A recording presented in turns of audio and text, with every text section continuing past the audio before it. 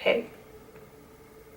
How you doing? I'm gonna be doing like a chit chat, get ready with me, work it out, and I'm gonna show you what I do. This is kind of every day and it's pretty basic. I'm not gonna be doing anything crazy. We're gonna get started. I'm gonna start by priming my face. I'm gonna use this pure, it's not necessarily, what is it? It's a, ooh, nasty. It says it's technically a correcting primer. It's not, it's just blue.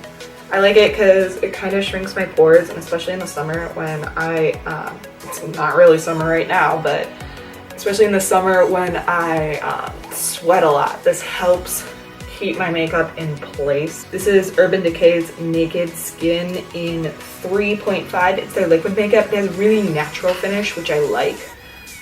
So I'm just gonna be using that. And I just put it on with my fingers. So I've been watching a lot of BuzzFeed, unfortunately.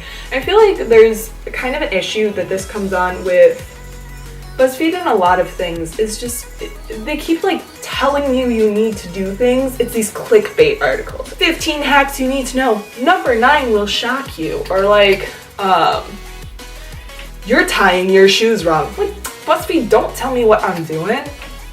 Anyway, so BuzzFeed is like, they're just annoying me, and it's starting to drag a lot of things in a different direction because people need to make these revenue profits, but they need to get the views for that, and they also want to be doing good videos. And especially if you've been doing YouTube for a really long time, I feel like it's hard to keep coming up with these ideas because you can only do so many routines for so many years until people are like, okay, I know your routine. I put it over my eyes too because it kind of works like a primer, and then also my eyes are always super discolored, so I mean, hey, it works. And then I'm just gonna wipe, I literally take it off the back of my hand and I just wipe it on my neck to get my jawline. Like, NARS Creamy Concealer. So I'm just gonna use this under my eyes. I don't generally tend to have super bad eye bags, but I feel like, especially with makeup fallout and stuff, it's just always nice to have. I always feel like I have leftover makeup underneath my eyes anyway. So I'm just gonna use that. I use custard, which is like, you know, everyone who's pale uses custard. It's really nice. It's got kind of a yellowy tone. And then I'm gonna be using a Real Techniques brush to just blot it out. Oh, I forgot. Let's do this. I also do it right in my nose because I get a lot of discoloration right around here.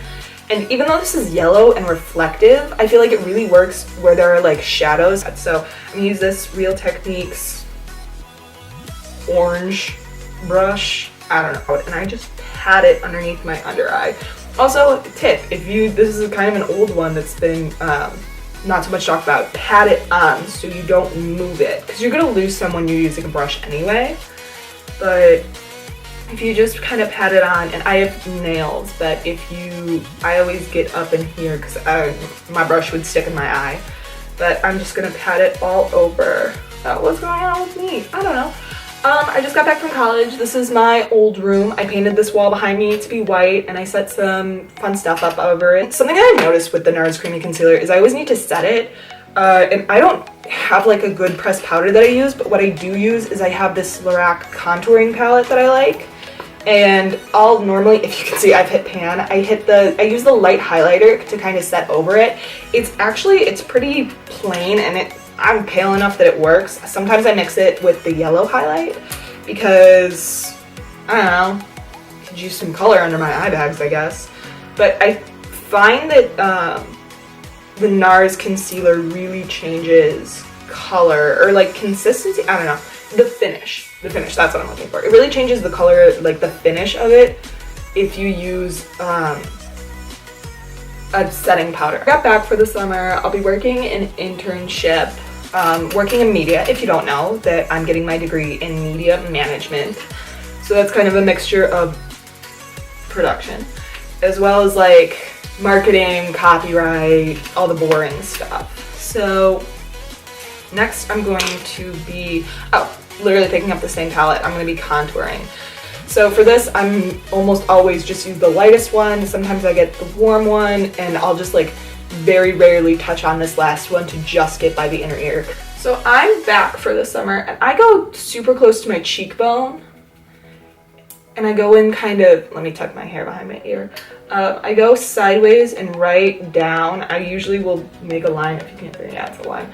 And then I'll just kind of angle it up and try to blend so I get on the cheekbone. Really easy to go low with your contouring, which just, it doesn't quite highlight your cheekbones as well. I also don't tend to use a lot of blush, so this kind of works. If you do really like the way your blush looks and you like to, then maybe go a little bit lower. But, so I just kind of blend it out. So it's not even on the hollows. I'm really hitting something hard because it's my cheekbone. So I'm just gonna go ahead and take it over to the other side. I just feel like one side is so much easier to contour than the other. I don't know if you guys have that. Please let me know if you do, because I always feel like this side always ends up crazy perfect and this side's always like, meh. It's all over the place. Oh, also sometimes I usually do bronzer to kind of blend it out, but sometimes if I feel it particularly, I'll just take it up into my temples. I think that's a little harsh. I'm gonna blend it out a little further. That's fine. Looks shadowy. Oh, something I always do too is always and almost always I use like the two darker ones here, is I go below my chin because I wish I had a jawline, but I don't. So I just tend to hit it. So I want to hear your guys' thoughts on like what direction do you guys think these YouTube and BuzzFeed and Facebook videos should go in next? Because I know everyone's, or at least everyone, the people that I've been talking to, they've just kind of started to get tired of the same things over and over again. And like the same kind of clickbaity videos and the tasty videos that are just getting more and more extravagant. Like, don't get me wrong, they make me so hungry all the time. But like, after a while, I'm like, I don't really need cookies wrapped in Oreos, dipped in, anyway. So I would love to hear what you guys think. And I'm just gonna highlight, I'm using the same Lorac palette. I have a Becca highlighter that I use sometimes too, but I'm actually, literally the only reason I'm using this over that one is I'm too lazy to go get it. It's not sitting right in front of me. So I'm just gonna go, I start back here so you can get the most of it, and I just down and I light brush. I love this brush. If you get one brush from Real Techniques, if you take one thing away from this video, it's buy this brush. It's like $12. Is that shiny? Is that shiny? I mean, it looks good from here. Let's see, I'm just gonna add a little more and take it up. I love highlighter. Makes me feel pretty. Just gonna put a little bit down my nose. I don't know if you can even see that or tell, but highlight looking dewy fresh. I really don't tend to use a lot of blush, so on a day-to-day basis, this looks very, very natural. This is actually the first blush and the only blush particularly like on its own that I've ever purchased. And I'm again using a Real Techniques brush. This is just a light one. You just kind of, I don't know, hit on the apples, pull it up. I just tend to do light. So that's pretty much everything that I need to do with my skin. So next I'm going to be going on to eyebrows, and I'm going to use Anastasia's brow powder in brunette. So I'm gonna look at my mirror. I hope you don't mind. And the way I kind of do my brows, because I have pretty thick brows to begin with, and I can't really get too much darker on them because I do a blonde in my hair, so I don't want it to be, you know, black on white and then not really match with my hair, is I always start at the beginning and I kind of fan it up, and then I'll do a strong line on the bottom of my brow. Since it also helps, like if I'm ever gonna pluck my eyebrows, I always do them first and then see what's not part of my finished brow, and then I tweeze everything there. Life hack, boom, I'm BuzzFeed.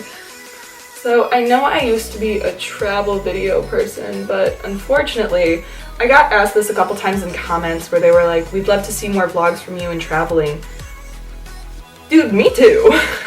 I would love to keep doing that. Unfortunately, now that I'm back from study abroad, it's, you know, I have to, all the traveling expenses, all the saving up and stuff it's not exactly there anymore. So if I plan on taking a trip to visit my friends in DC and New York this summer, and I'm more than happy to bring my video camera. But unfortunately, I don't think I can really do much of those anymore, just because, you know, I have to save up for school and I have to do things that I unfortunately can't just travel whenever I want, even though I wish I could. If you want a poor man's primer, I just dab some concealer on across my eye, and then I'll usually just pat it with my finger to get it across primer and then the base shadow everywhere.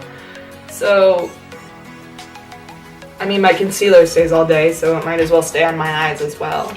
I almost always use, to set that, I almost always use the Naked 2 palette in Foxy, which is just this super basic.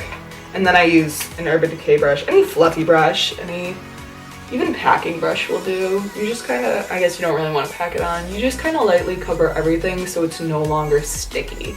That to me is the best way to be able to tell if you have enough. Because if you have too much or you have too little, you know, the shadow's not going to stick as well. And something that I've been using, I picked this up a couple months ago. It's the Lorac Pro Mega, I think this is the second one? I don't know, but it's one that's blue and I've been using it and holy crap, is this light kind of warm tan.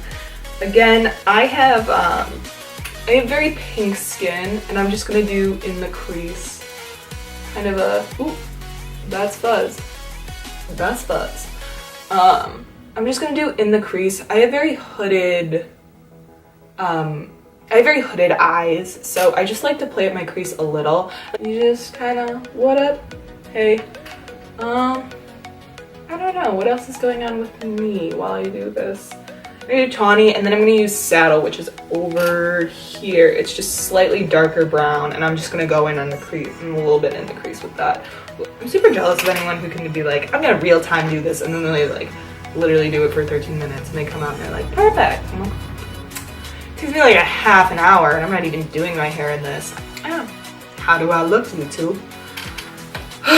But yeah, I feel like I feel like the internet is constantly changing, and now that I'm done with that, oh, this is gonna be fun.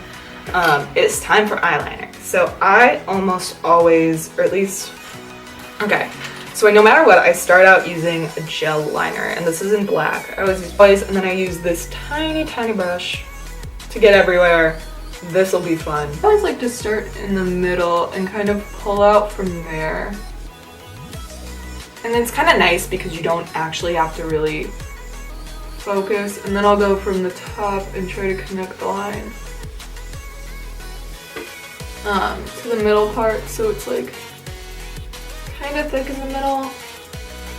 Did you see that? That's kind of how it works for me. And then it like, on this end you never really have to focus because I almost always wing it. If you don't, it should be most thick at the end anyway. Oh, here's another tip and trick.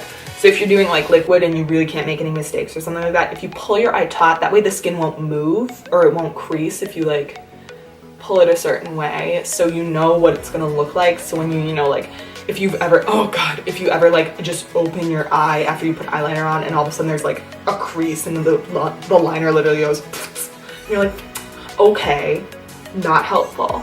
So I'm just gonna, I always start by pulling it down, just picking, and then going across and connecting. The only way to get good at winged liner is to practice. I've been doing this for like 8 months and I'm still not super good. This life is weird. Physics, man. Okay. I'm happy with that. That looks good. There's my liner. So now I'm pretty much done. I'm gonna finish up with some mascara. I'm just using the Too Faced one that everyone uses in the pink tube. The name is a little bit inappropriate for who's ever watching. I'm just putting it out there. I didn't curl my lashes because I wasn't paying attention, but so I think I'll just finish up with this. I got it in a package and I really like it. It's this little NARS Crayon. It smells like vodka though. It's just like, it's, you can't see that. I'll swatch it on my lips anyway. It's just kind of pink. I like it because it's subtle, so it doesn't really change much. It's just pink, it's got a little shimmer. And there we go. Or I could do a nude lip.